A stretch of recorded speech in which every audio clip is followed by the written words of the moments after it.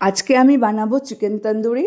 তো চিকেন তন্দুরি বানাতে প্রথমেই নিয়ে নিয়েছি একটা বাটি, আর সেখানে হাফ কাপের মতন নিয়ে নিয়েছি তেল, আর তার মধ্যে নিয়ে নিয়েছি জল ঝরানো 2 চামচের মতন টক দই, হলুদের গুঁড়ো, তন্দুরি মশলা, জিরের গুঁড়ো, আর তার সাথে নিয়েছি গরম মশলার গুঁড়ো। গরম মশলার গুঁড়োটা আপনারা বাড়িতেও বানিয়ে নিতে পারেন, বাট আমি এটা দোকানের প্যাকেটেরটাই ইউজ করেছি। পরিমাণ মতো নুন আর কাশ্মীরি লাল লঙ্কার গুঁড়ো, সেটাকে ভালো করে মিক্সড করে নিতে হয়েছে।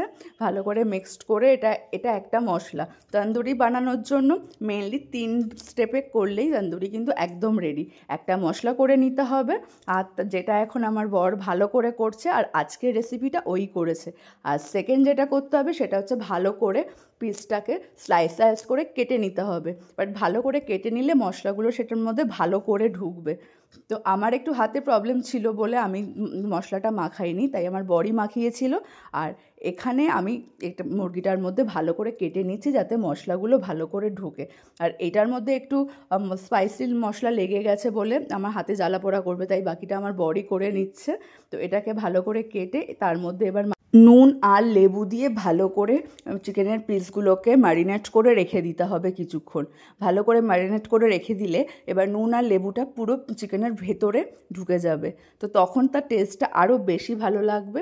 এবার তারপরে আমি এখানে রসুন আর আদা পেস্ট করে রেখেছিলাম, এবার সেটাকেই চিকেনের গায়ে মাখিয়ে দিচ্ছি। যেহেতু আমার জায়গাটা একটু কম, তো তাই আমি একটা একটা করে চিকেনই করছি। তো 2টো পিস এনেছিল আর অনেকটা জাম্বো সাইজের চিকেন এনেছিল।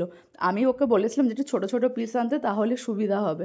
তো তারপরে যাই হোক, ও তো বড় পিস এনেছে। চিকেনটাকে ম্যারিনেট করে রাখার পরে তারপরে যে মশলাটা বানানো হয়েছিল সেই মশলার মিক্সারটা ভালো করে চিকেনের গায়ে ঠেসে ঠেসে লাগিয়ে দিতে হবে। আর যে কাটিংগুলো করা হয়েছিল সেই কাটিংগুলোর মধ্যে ভালো করে ঢুকিয়ে দিতে হবে।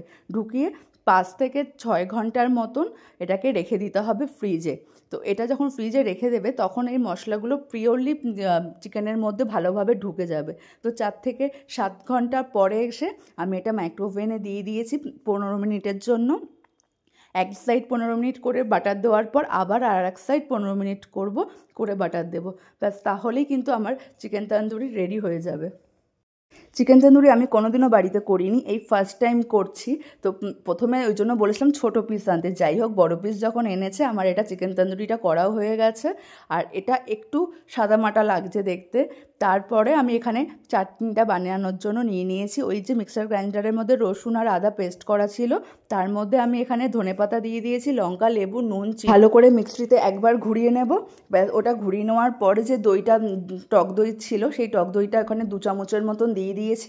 এই পেস্টটা চাটনিটা এত সুন্দর হয়েছিল সে বলার বাইরে। তো এখন ডেকোরেশনের পালা, কিন্তু ডেকোরেশন করতে করতে মনে হচ্ছে চিকেনটা একদম কেমন সাদামাটা লাগছে। হ্যাঁ, যদিও রেস্টুরেন্টে কালার করা থাকে বলে একটা অন্যরকম লাল কালার হয়, যেটা বাড়িতে আমরা করি না, তার জন্য বাড়িতে সেই ফুড কালারটাও দেওয়া হয়নি, তাই একটু আগুনেই একটু সেঁকে নিয়েছি জাস্ট একটা তন্দুরি ফিল আনার জন্য। কেমন হয়েছে খেতে একটু রিভিউটা দে। হেভি খেতে হয়েছে। শিবি কই গেল?